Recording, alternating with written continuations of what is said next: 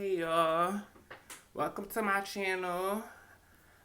Today we're doing Housewives of Potomac season 5, episode 12, I think. Yeah, 12. Episode.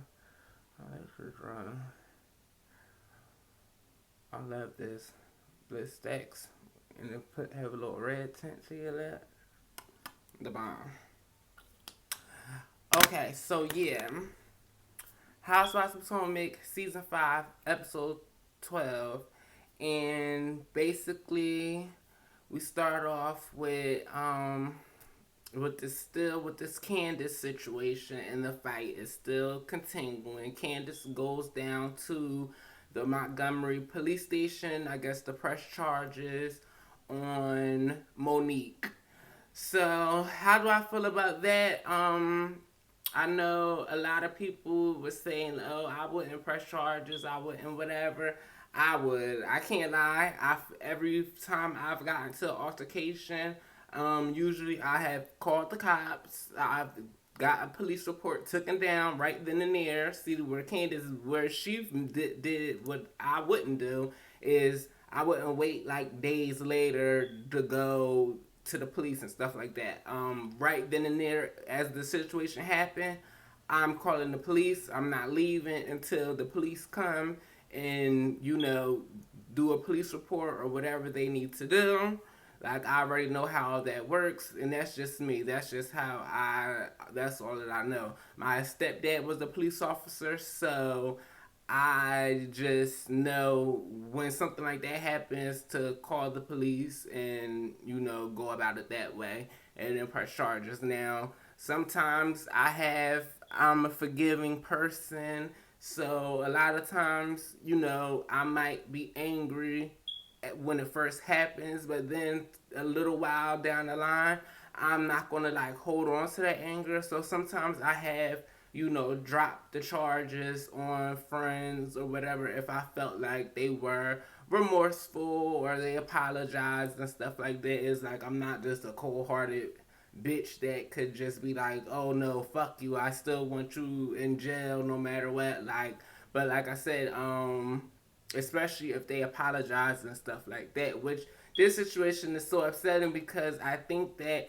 if with Candace, all she knows right now is that Monique was saying she wasn't sorry, she wasn't remorseful, she wasn't any of those things, and me hearing that definitely would make me say, oh, okay, you're not remorseful for putting your hands on me, so okay, yeah, I'm definitely gonna press charges, and let's see if you'll be remorseful when you sitting in that jail cell and have more time to think about it.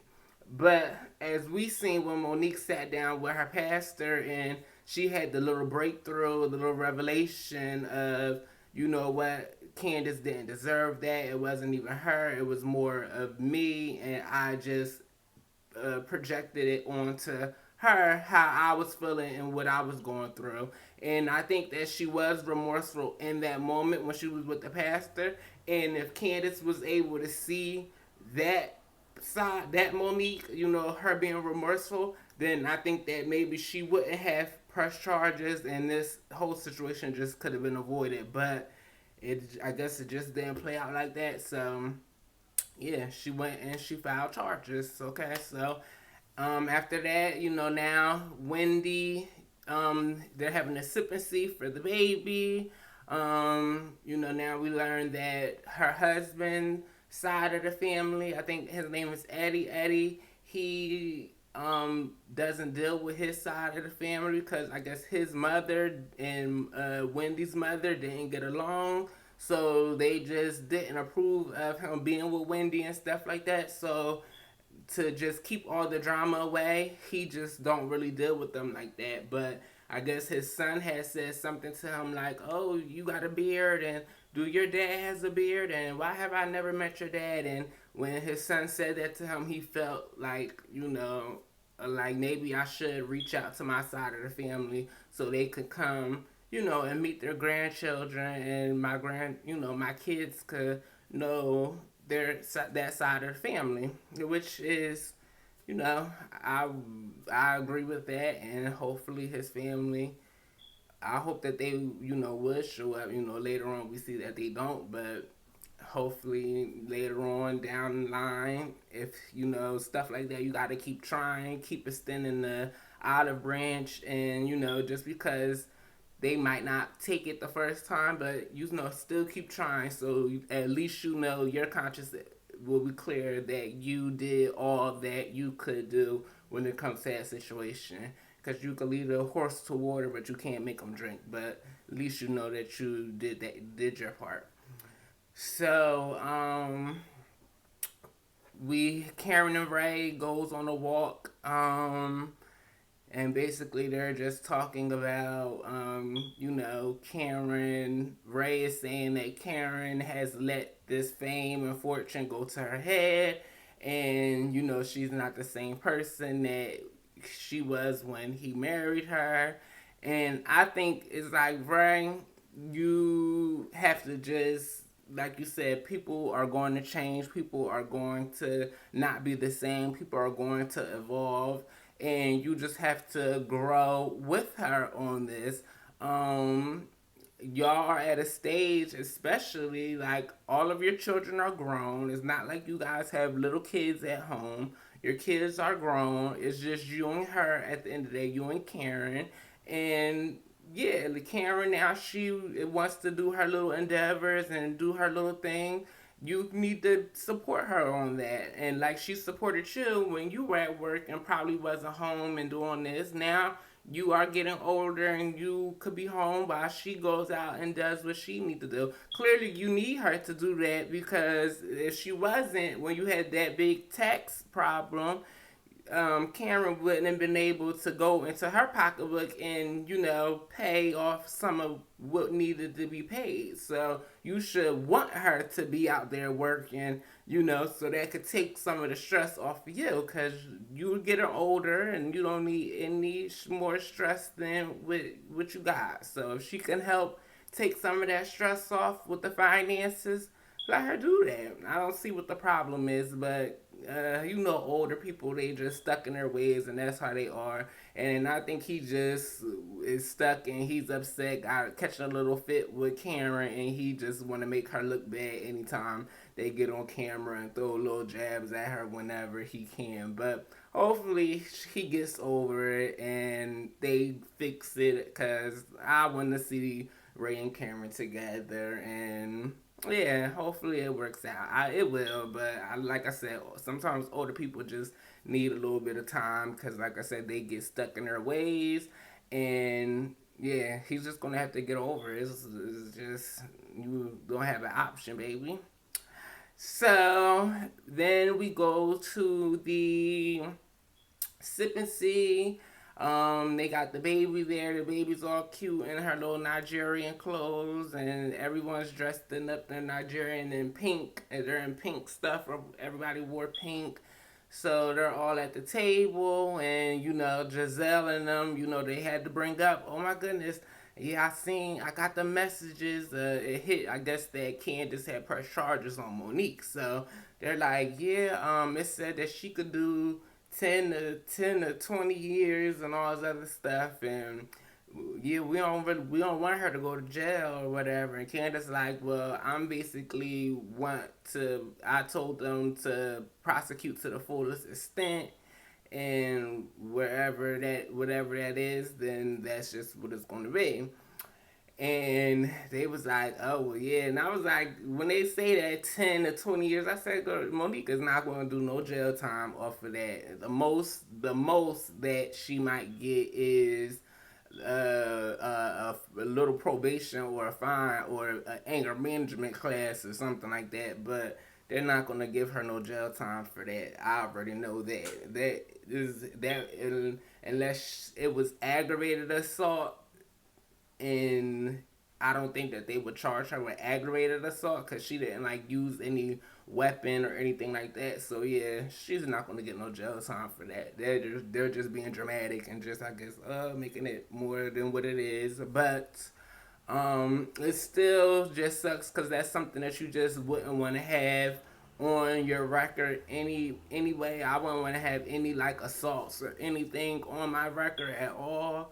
So even though it's not jail time, it's still something that you don't want, to have on your record, basically. And that could stop you from getting certain things, certain maybe jobs and stuff like that. So yeah, definitely don't want that or whatever. And yeah, so Ashley, I guess Ashley and Candace gets into it because Ashley is, kind of taking Monique's side, saying like, well, you kind of, you know, started it, like you were egging her on, you played a part in the altercation or whatever. And it was like, well, actually you wasn't there. And she was like, I know, I went to the bathroom, but I still know, how you are, because Ashley probably feels some way about Candace because Candace have been aggressive with her in the past. So that's understandable what she's saying. But at the end of the day, Ashley, you weren't there. So you don't have a leg to stand on. And it's like, you'll sound stupid, so you might just want to just back out and just sit there and just be cute and just don't, like, you can't say anything if you wasn't there. If you wasn't there and you didn't see it, then you have really no point to whatever. So Candace was like, Ashley, what is Monique paying you too or whatever? And Ashley's like, my husband is a millionaire. Why would she have to pay me for anything? Like, my husband's a millionaire or whatever. I'm married to a millionaire. And then Candace was like, yeah, not for long or whatever, which was a low jab. And then like that is it doesn't help you Candace because everyone is saying your mouth, your mouth, your mouth. You always your mouth writes you checks that you can't cash.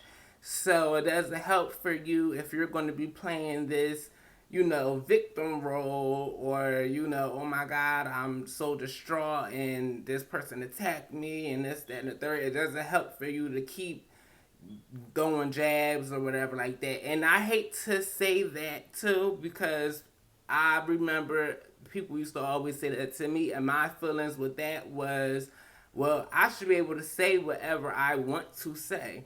If someone is, sexually coming at me or saying something, then I should be able to say something shady back too. Just because I might be better or my shade might hit you harder or it doesn't mean that that gives you the right to take it physically because I think like when people are arguing, if you can or if you're good at arguing with your mouth and you know how to get your point across with your mouth, you don't never really need to put hands on anybody because if I want to curse you out and tell you about yourself, I can easily do that without putting hands on you. But what happens is some people don't have that same, can't argue as good, or they don't have a good, words to a vocabulary, whatever you want to say, however you want to put it. But some people are just more quick to swing or get physical because they like fuck all that talking, like we gonna get to the I'ma just put hands on you. And I feel like that it should never get to that point, especially with friends. It's like we could bicker, banter, go back and forth, especially on a reality TV show. Like, duh, that's what we're here for. We have to argue and banter, go back and forth, or it won't be an interesting show to watch. But it's like you have to draw the line somewhere. So that's all. That's what I have for that episode review. I hope you guys like this video. Share this video. Subscribe to my YouTube channel. Subscribe. So you guys can see all of the content when I post it. Share this video on Facebook or Twitter, anywhere that you guys can. Shout it out, do whatever you could. I appreciate it all, and I will see you guys on the next video. Bye.